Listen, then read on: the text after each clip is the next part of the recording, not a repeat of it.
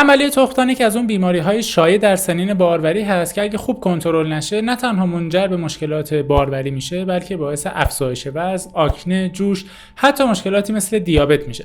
که توی این ویدیو نه تنها درمان‌های داروییشو می‌خوایم با هم بررسی کنیم، می‌خوایم بگیم چه رژیم غذایی برای تنبلی تخمدان خوبه و این افراد باید چه مکمل‌هایی بخورن. خب همونطور که گفتیم تنبلی تخمدان یا سندرم پلیکیستیک یا اختصاراً PCO یکی از بیماری‌هایی هست که خب در سنین باروری شایع هست. علت دقیقش شاید هنوز مشخص نشده، هرچند میتونه زمینه‌های ژنتیکی و عوامل محیطی داشته باشه، ولی در مجموع چیزی که دیده میشه در این بیماری این هست که خب اختلال هورمونی در بدن خانم‌ها ایجاد میشه و باعث میشه یک سری هورمون‌ها من جمله هورمون‌های مردانه در افراد بالا بره که همین افزایش هورمون‌ها باعث یک سری اختلالات میشه، از جمله اینکه خب عادت‌های ماهیانه به هم میریزه، افزایش وزن برای فرد پیش میاد، حتی مشکلات مو مثلا تاسیه سر یا افزایش مو در قسمت‌های دیگه بدن مثل صورت ممکنه اتفاق بیفته. تخمدان‌های فرد بزرگ میشه و علائمی مثل علائم مقاومت به انسولین و دیابت در افراد دیده میشه، یعنی قند خون مشکل پیدا میکنه.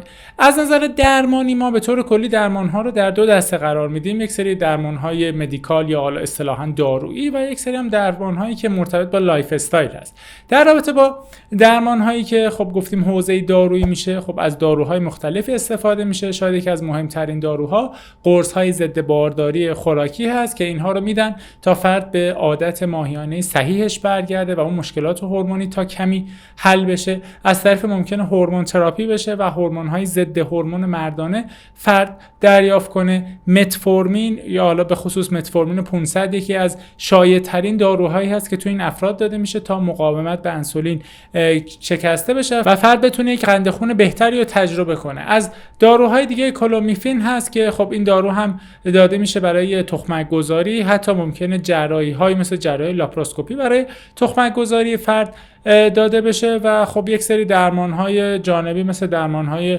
لیزر و حالا مثلا زیبایی هم ممکنه برای موهای زائد انجام بشه.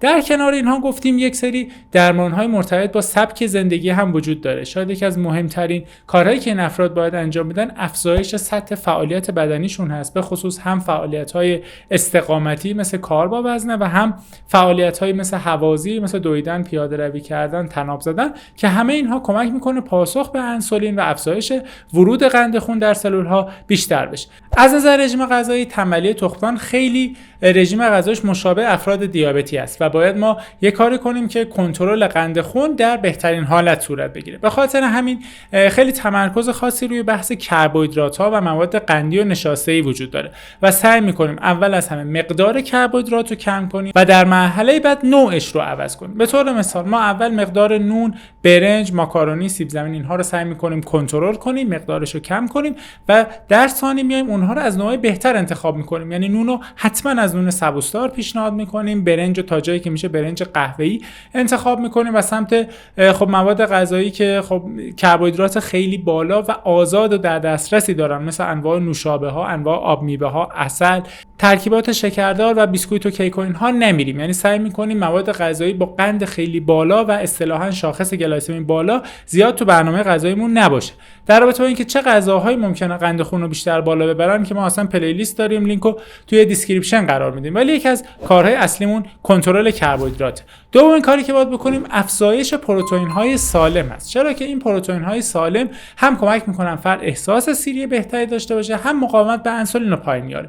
ما منابعی مثل گوشت‌های سفید، گوشت ماهی، گوشت مرغ، حبوبات به خصوص مثل عدس، لوبیا و نخود رو توی برنامه غذایی این افراد زیاد می‌کنیم و یه توجه خاص هم به بحث چربی‌های خوب مثل امگا 3 داریم، چرا که کمک می‌کنه التهاب در بدن به خصوص کم بشه. این منابع خوب امگا 3 ممکنه در ماهی‌ها شما استفاده کنید یا در منابعی مثل گردو یا بذر کتان. در کنار اینها حواسمون هم هست که شما غذاهایی مثل غذای فرآوری شده و سوسیس کالباس نخورید و فیبر غذاییتون هم افزایش بدید مثل انواع سبزیجات و حبوباتی که قرار بود زیاد کنیم. این افزایش فیبر کمک می‌کنه که کنترل وزن بهتری بهتری هم داشته باشیم.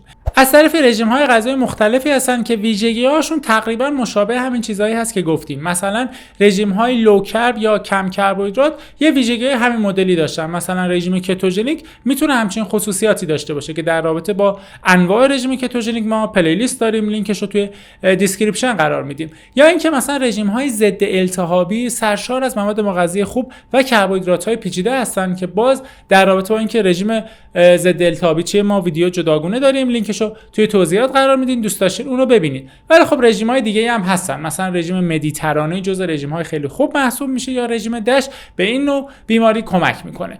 و در کنار اینها ما یک سری مکمل‌ها هم شاید بتونیم بدیم برای این افراد که کمک کنه اون بحث مقاومت به انسولین بشکنه و فرد خب اون روند درمانش بهتر طی بشه. از جمله مکمل‌های خیلی خوب بحث ویتامین دی هست. دقت کنید ویتامین دی خیلی مهمه در این افراد به خاطری که هرچه سطح چاقی یک فرد بیشتر میشه کمبود ویتامین دی بیشتر دیده میشه. پس حتما باید مکمل ویتامین دی رو استفاده کنیم. در کنارش مکمل‌های مثل اینوزیتول و مکمل کروم هم میتونن کمک کنن که اون تعادل قند خون برای فرد بهتر صورت بگیره و بحث مقاومت به انسولین از بین بره.